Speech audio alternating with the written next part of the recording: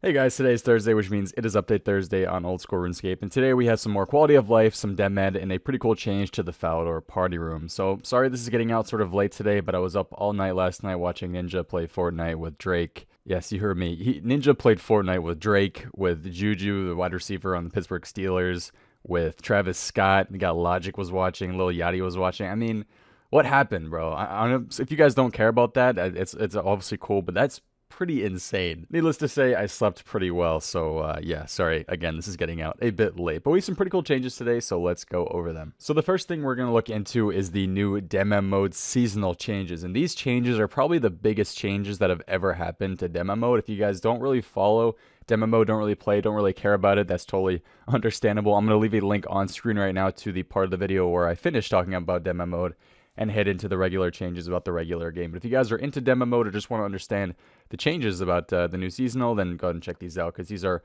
pretty crazy. So there is a whole news post about these changes. I'm going to link it in the description of this video as well. You can see there's a lot of changes, so we're going to go over them, and hopefully you guys will either like them or not like them because these are definitely crazy. I think the two biggest ones we're going to go over first are that swapping and muling are now prohibited, and both are bannable offenses. So the big one here is swapping. I think a lot of people do swap at the beginning of the season to try, to get ahead of other people, to try to, buy the best gear about midway through. I've swapped for multiple tournaments to make money for my main account. I've done the hunter route and made a lot of money off of it. But again, it's now prohibited. Muling is also prohibited. So I'm going to wonder how much they actually focus on catching the people doing these things, especially muling. I think it's sort of hard to catch, but maybe not. I'm definitely not sure. But either way, those two things are now bannable, and you cannot do them anymore. Every NPC in the game will now have a chance of landing on an additional drop table that contains highly sought after supplies. And this one's even crazier if you think about it. So every NPC in the game now, ranging all the way from chickens up to the new rune dragons, brutal black dragons,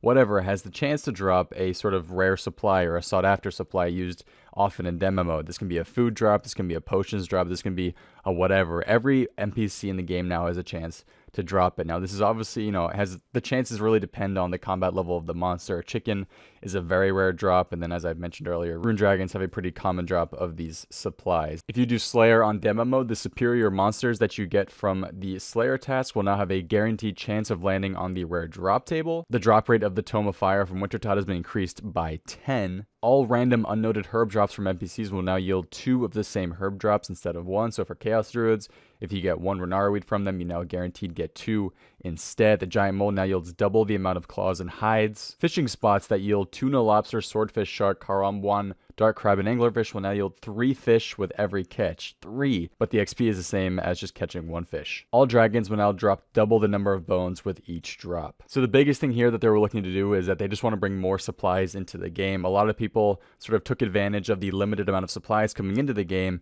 and they sort of kept it to themselves, which meant that those prices were insanely high for those supplies, and a lot of people didn't like playing because every time you went PKing, you just lost all this money because the supplies are so expensive. So I think they're just looking at this point to make supplies affordable for everybody so that everybody can stay on and go PKing more often. But we'll see what this does because this is a pretty interesting change. There will now be a period of 30-minute immunity for all new players in the summer season. This one is interesting because what a lot of people like to do is instantly go to the strong level security, get their 2K or whatever, and then go get some fire strikes and try to kill people right away. And the people that die are usually really annoyed because they've already lost everything and they don't feel like playing anymore, so they log out and they're done for the season. So the fact that there's 30 minutes now for these people to get their stuff together and try to stay alive is interesting. I wonder if I think this change is mainly just to try to keep the people who start playing on the first day. So that's very interesting. I wonder how that's going to work out. Every person is going to have the bigger and badder Slayer perk, which is the superior Slayer monsters. It's going to be unlocked from the very start. All the Zehaus favor is set to 100%. The pyramid drops that are atop the agility pyramid will now turn to cash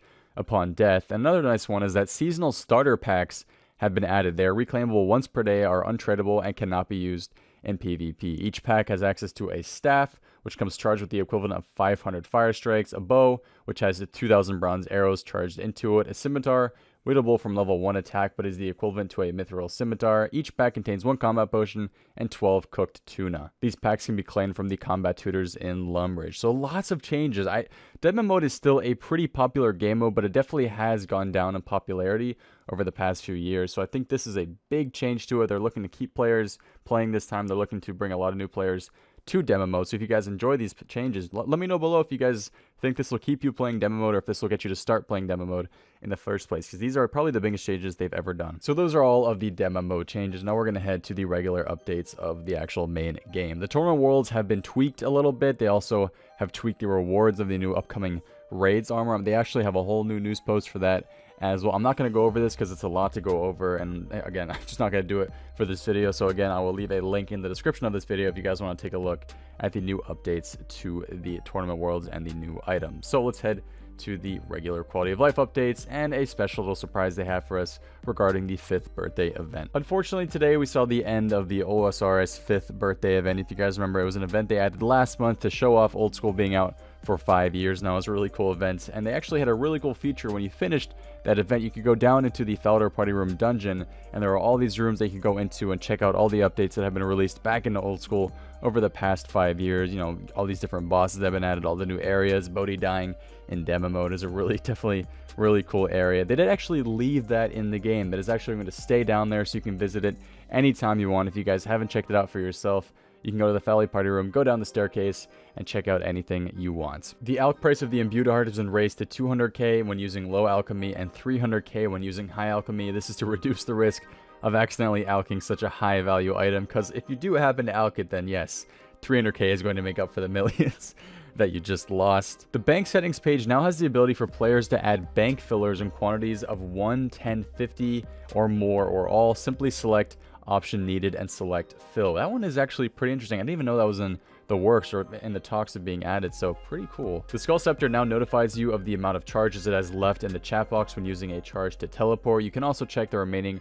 number of charges it holds whilst it's worn with a right click. The Karamja Gloves 4 now have individual right clicks to each of its teleport locations whilst it's in your inventory. Players may now purchase the additional Grand Tree Pods from King Nardode after the completion of Monkey of Madness 2. And finally, players may now reclaim the Bearhead after killing the Kendall, even if they have not completed the Mountain Daughter quest. Return to the cave where the Kendall resides and search in the middle of the room to get a new one. And finally, today we have the in other news. So they sort of save the bigger updates for the bigger posts up here, and then the smaller updates for the in other news. So nothing too major here, but if you guys do the Inferno, there are some changes here. The Jal Imkot can no longer deal damage during its digimation from the Inferno. The glyph that you used to hide from Zuck in the Inferno now remembers which way it will begin traveling and will no longer change direction when logging in. You can no longer log out at the start of a wave when doing the Inferno, and Jalzek can no longer move when resurrecting another monster inside the Inferno. This one here is actually sort of interesting. So XP drops can now remain visible even if you choose to hide the orb that controls them. You'll still need to show data orbs in order to disable or enable the XP drops, but they will remain enabled even when the data orbs are turned off. I don't know why anybody would want to do this, but I guess it's pretty cool that they give you the option. The click here to play button now has a highlight when you hover your mouse over it, and it goes beep when pressed, and redundant tooltips on that screen have been tidied up. Bob the Cat can no longer be contacted through NPC contact for those of you guys who have witnessed the events in Dragon Slayer 2, spoiler alert. And they also fixed the dialogue in the Tale of Two Cats sort of to better fit the events that occurred during Dragon Slayer 2. If you guys did make it this far into the video, thank you guys again for watching. I do greatly appreciate it. I'm gonna leave you guys with a couple of things. Once again, don't forget to join my clan chat in game. It's just straight up SOUP soup. It's a really great place to be. I actually have been in talks with the JMods recently, and there is potentially a chance of them adding a total level requirement to join clan chat. So hopefully that'll fix any issues we've had in the past with CC spammers. Hey, thank you, man. Really do appreciate it. So yeah, if you guys have been sort of turned off from joining a clan chat, then that'll hopefully fix the issues and you can join in here. And yeah, really great place to be. I'm going to finally leave you with a really cool thing. If you guys didn't know about this, I'm sure many of you guys do. If you guys do this right here, : render self, just like this, you actually will go invisible and nobody can see you. Just kidding. You can't see yourself, but everybody else can see you. But this is actually pretty neat. They actually added this because they wanted to hide the player models when doing the commentary and demo mode, and nobody could see you. It's actually a really cool way to make some RS music videos. Do you got any tips for me? Zulra. So if you guys have ever wanted to be invisible to yourself, then that is a really cool way to do it. Just found this sort of interesting. It's actually really helpful for taking pictures for thumbnails and stuff, so that is absolutely awesome. But once again, guys, thank you all for watching. Hope to see you next time. Have a good one, and peace. Wow.